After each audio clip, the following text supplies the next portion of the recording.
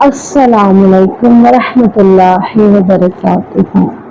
حضرت علی غزوہ حمراء الاسد میں یہ غزوہ احد کی تکمیل کا غزوہ سمجھا جاتا ہے۔ مسلمان 3 سن ہجری میں شوال کی 15 تاریخ کو ہفتے کی شام غزوہ احد سے واپس آئے۔ اگلی صبح لوگ فجر کی نماز کے لیے نکلے۔ نبی کریم صلی اللہ علیہ وسلم نے اعلان کروایا کہ دشمن پر حملے کے لیے فوراً تیاری کی جائے اور صرف وہی جنگ کے لیے نکلے جو احد میں شریک ہو چکا ہے۔ لوگوں نے آپ صلی اللہ علیہ وسلم کی آواز پر لبیک کہا، حالانکہ وہ زخموں سے چوٹ تھے اور بہت تھکے ہوئے تھے۔ رسول اللہ صلی اللہ علیہ وسلم جب مہاجرین سے آگے تھے، اس مشن پر عبداللہ بن ابن کو جانے کی اجازت نہیں دی گئی، اور جو شخص احد سے پہلے شریک نہیں ہوا تھا اسے بھی اجازت نہیں ملی۔ صرف جابر بن عبداللہ کو اجازت ملی۔ ان کے والد غزوہ احد میں شہید ہو گئے تھے اور انہیں بدر اور احد میں شریک کے لیے اس لیے نہ جانے دیا تاکہ وہ اپنی بہنوں کے پاس رہے، ان کی خیر گیری کرے۔ لشکر نکل کھڑا ہوا۔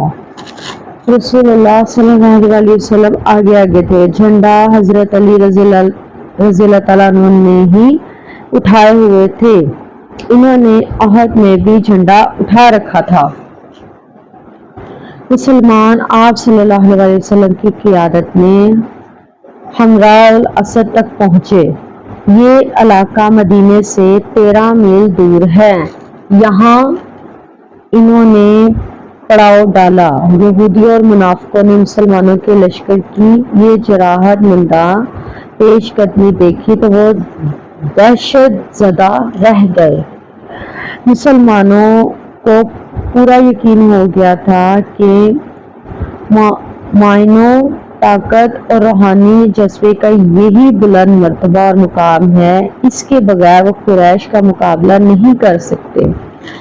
اسی طرح نبی کریم صلی اللہ علیہ وسلم نے حمراء الاسد کی طرف جو خروج کیا، اس سے بھی دشمن کے خلاف نفسیاتی جنگ کی اہمیت کا اندازہ ہوتا ہے۔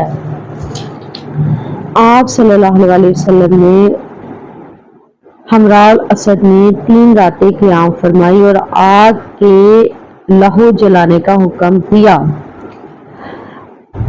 لاؤ بھڑکانے کی وجہ سے ارد گرد کا پورا علاقہ اس قدر روشن ہو گیا کہ دور دور تک نظر آنے لگا۔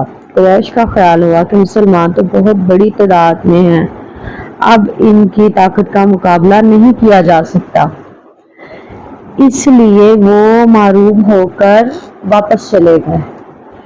ابن سعد کہتے ہیں رسول اللہ صلی اللہ علیہ وسلم صحابہ لے کر لشکر کے حمراء الاسد میں پڑاؤ ڈالا۔ مسلمان رات کو 500 مقامات پر آگ جلاتے تھے جسے دور سے دیکھا جا سکتا تھا۔ آگ کے شعلے اور لشکر کے نعروں کی گونج ہر طرف پہنچی۔ اس طرح اللہ تعالیٰ نے ان کے دشمن کو رسوا کیا۔ قرآن کریم نے اس سرد جنگ کی طرف اشارہ کیا اور اللہ تعالیٰ نے اپنی کتاب العزیز میں صحابہ کرام رضی اللہ تعالیٰ عنہ کی تعریف کرتے ہوئے فرمایا، جن لوگوں نے اللہ اور اس کے رسول کی پکار کا جواب دیا، باوجود یہ کہ وہ جنگ احد کے زخم کھا چکے تھے، یاد رکھو ان میں جو لوگ نیک کردار اور متقی ہے، یقیناً ان کے لیے اللہ کے ہاں وہ بہت بڑا اجر ہے۔ یہ وہ لوگ ہیں جن سے بعض آدمی کہتے تھے تم سے جنگ کرنے کے لیے دشمنوں نے بہت بڑا گروہ اکٹھا کر لیا ہے، چاہے کہ ان سے ڈرتے رہو اور مقابلے کے لیے باہر نہ نکلو، لیکن بجائے ڈرنے کے ان کا ایمان اور زیادہ مضبوط ہو گیا۔ وہ بے خوف ہو کر بول اٹھے، ہمارے لیے اللہ کا سہارا کافی ہے اور وہ اچھا کارساز ہے۔ پھر یہ لوگ اللہ کی نعمت اور فضل سے شاد کام ہو کر واپس آ گئے۔ انہیں کوئی چھو بھی نہ سکا اور وہ اللہ کی خوشنودی کی راہ میں رمضان ہوئے، اور اللہ بڑا فضل فرمانے والا ہے، یہ خبر دینے والا شیطان ہی ہے جو اپنے ساتھیوں سے ڈرانا چاہتا ہے۔ اگر تم ایمان رکھنے والے ہو تو ان کافروں سے نہ ڈرو، بس اللہ ہی سے ڈرو۔ جزاک اللہ۔